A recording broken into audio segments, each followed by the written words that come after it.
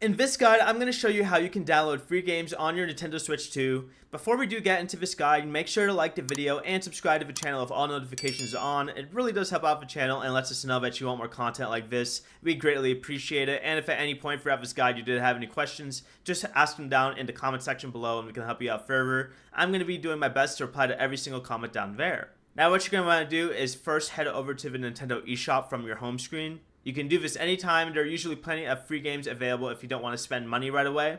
But once you're inside of the eShop, go over to search. You're going to want to go all the way down and press view all software. After doing so, all the games on Nintendo Switch 2 and Nintendo Switch are going to pop up here. What you're going to want to do is go to this filter button at the very top right here, click on it, and then go to price range. Click on it and scroll all the way down out of these options to click on free. And once that filter is applied, you can go ahead and click search, and you'll see all the free games available in that category. You can also sort the results by popularity or price with this box over here where it says bestsellers. And this will help you quickly find the free games. Some popular free-to-play titles may show up here depending on its availability.